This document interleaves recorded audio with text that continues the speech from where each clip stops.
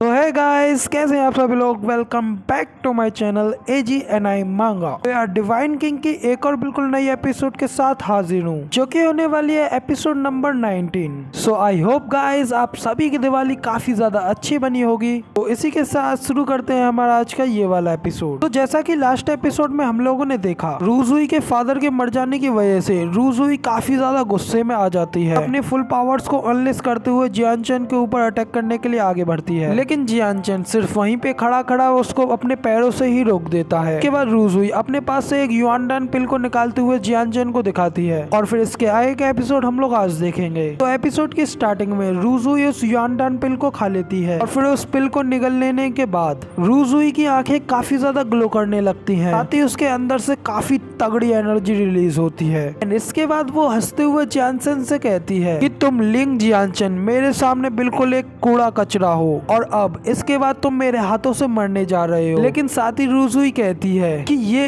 एक बहुत ज्यादा शेम की बात है, जो कि मैं तुम्हें किल करने के लिए अपनी युआनडान पिल को वेस्ट कर रही हूँ। लेकिन कोई नहीं, तुम्हें मारने के बाद मुझे बहुत ज्यादा प्राउड होगा। रूजुई इतना कहकर के खुश हो रही होती है कि अचानक जियानचन उसके सामने कई सारी युआनडान पिल्स की बोतल को फेंक देता है। उससे कहता है कि ये क्या वही युआनडान पिल है जिसकी कि तुम इतनी ज्यादा बात कर रही हो। लेकिन तभी रूजुई जियानचन के पास इतनी ज्यादा पिल्स को देखते हुए काफी ज्यादा हैरान हो जाती है, और कहती है कि ये तो बिल्कुल इम्पॉसिबल है, आखिर इसके पास इतनी ज्यादा रेन युआनडान पिल कैसे आई। लेकिन तभी पीछे से जियानचन के लोग भी काफी ज्यादा उसके ऊपर हंसने लगते हैं। साथ ही वो लोग भी अपने पास से उन पिल की बोतलों को निकालते हुए कहते हैं कि ये सब पिल्स, ये सब तो सिर्फ जियानचन ने ही बनाई है, इन्हें की खा करके हम लोगों ने भी काफी ज्यादा राइज किया है। तभी ये सुन करके तो रूजुई की आंखें और भी ज्यादा फटी की फटी रह जाती हैं। फिर साथ ही रूजुई उन लोगों से कहती है कि तुम सभी लोगों के पास भी युआनडान कैसे हैं। लेकिन तभी जियानचन रूजुई से कहता है कि चेंग रूजुई, क्या अब तुम्हें ये सब क्लियर हो गया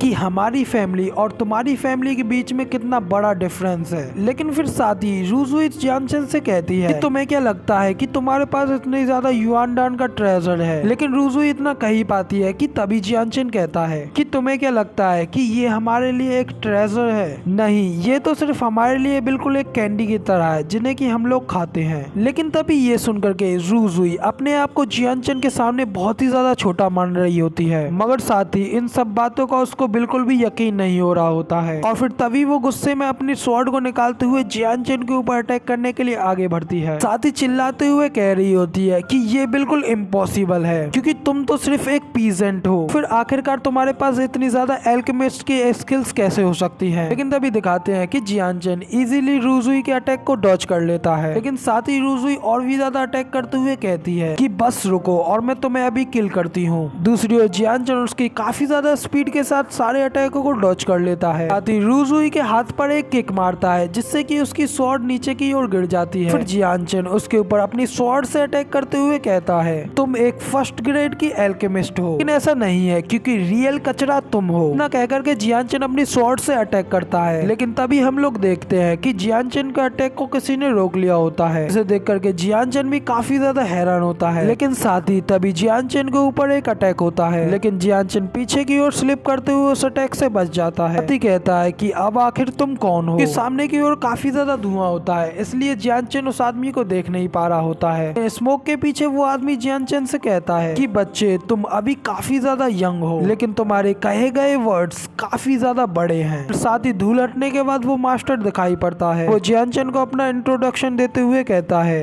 कि मैं हूँ फर्स्ट ग्रेड एल्केमिस्ट यान चुंगक्यू, जिसके के बारे में तुमने अभी अभी मेंशन किया था। लेकिन साथ ही दूसरी ओर जियानचन अपनी स्वॉर्ड को लेकर के उनके सामने खड़ा होता है कि फाइनली आखिर तुम भी बिल्कुल सही टाइम पर आए हो। जिसके बाद नेक्स्ट सीन में दिखाते हैं कि युनजी रूजुई के पास जाता है, उसको सहारा देते हुए कहता है कि रूजुई, क्या तुम ठीक हो। फिर साथ ही वो जियानचन के ओर चिल्लाते हुए कहता है कि लिंग जियानचन, तुमने रूजुई को हर्ट किया है, इसके बदले में टियानलोंग के लीडर एल्डर यान तुम्हें नहीं छोड़ेंगे। लेकिन तभी दूसरी ओर एल्डर यान उससे कहते हैं कि मेरे बच्चे शांत हो जाओ, मैं सिर्फ एक पल में ही इस लड़के का सिर अलग कर दूंगा। फिर जियानचन भी एल्डर यान की ओर देख करके कहता है कि ओ, तो ये 9th टियर के जेन्युइन वॉरियर हैं। तभी एल्डर यान, लिटिल ब्रेथ, अब तुम तुम मरने वाले हो। इतना कहकर के वो अपनी फायर से जियानचन के ऊपर अटैक करते हैं, लेकिन साथ ही जियानचन भी the sword madness of the bloody shadow move को अटैक करता है और फिर दोनों के ही मूव एक दूसरे से टकराते हैं, जिसकी वजह से वहाँ पे एक काफी तगड़ा ब्लास्ट होता है। इसे देख करके ली यूनजी सोच रहा होता है कि एल्डर यान पहले से ही काफी ज्यादा स्किलफुल 9th टियर के जेन्युइन वॉरियर हैं कि इस मूव के सामने तो जियानचन के बचने का कोई भी सहारा नहीं है। साथ ही रूजुई भी खुश होते हुए सोच रही होती है कि मैं ये विश करती हूँ कि ये एल्डर यान के हमले से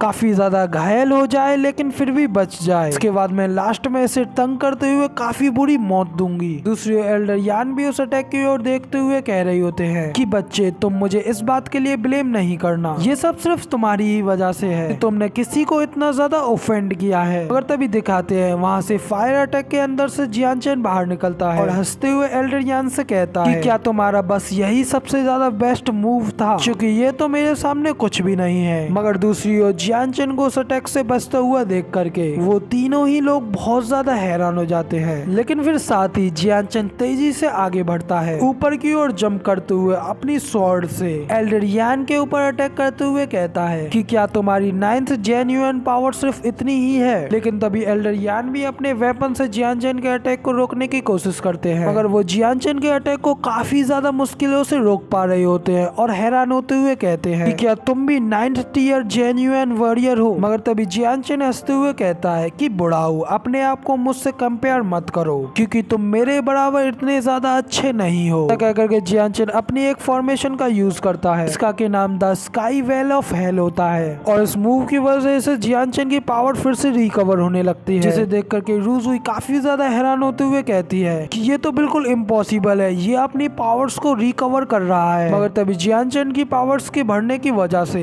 एल्डर यान भी घबराते हुए कह रहे होते हैं कि मैं आगे और भी ज्यादा इसके अटैक को रोक नहीं पाऊंगा। मगर इतना कहते ही उनका वेपन भी सेंटर की ओर से टूटने लगता है, जिसे देख एल्डर यान कहते हैं कि नहीं, अब तो मैं फिनिश होने वाला हूँ। उनके उतना कहते ही जूम, वहाँ पे एक बहुत ही तगड़ा ब्लास्ट होता है, जिसे देख ली यूनजी और रूजुई दोनों ही काफी ज्यादा घबराते हुए एल्डर यान को आवाज लगाते हैं। मगर तभी उस ब्लास्ट का धुआं हटने लगता है, जिसके बाद हम लोग देखते हैं कि एल्डर यान की हालत बिल्कुल पतली हो चुकी होती है, जिसके साथ ही वो सीधे धड़ाम से नीचे जमीन पर गिरते हैं। और एल्डर यान को ऐसा देख ली यूनजी कहता है कि तुमने टियानलोंग गैंग के फर्स्ट ग्रेड एल्केमिस्ट को मार डाला। लेकिन फिर साथ ही जियानचन कहता है कि हाँ, तुम बिल्कुल ठीक कह रही हो, लेकिन अब इसका नेक्स्ट नंबर तुम्हारा है। लेकिन तभी जियानचन की ये बात सुन ली यूनजी की काफी बुरी तरीके से फट जाती है। इसके साथ ही वो रूजुई का हाथ पकड़ता है और वहां से तेजी से भागने लगता है। मगर साथ ही यहीं पे हमारा ये वाला एपिसोड भी कंप्लीट हो जाता है। अब अगर आपको हमारा ये वाला एपिसोड के एक्सप्लेनेशन पसंद आई हो तो यार एक लाइक कर देना, साथ ही कमेंट करके बताना कि आपको हमारी ये वाली वीडियो कैसी लगी। और इसके नेक्स्ट आने वाले एपिसोड्स को देखने के लिए आप लोगों के इस चैनल को सब्सक्राइब जरूर से कर लेना। जिसके बाद मैं मिलता हूँ आप लोगों से अगली वीडियो में, तब तक के लिए टाटा बाय बाय, फिर मिलते हैं।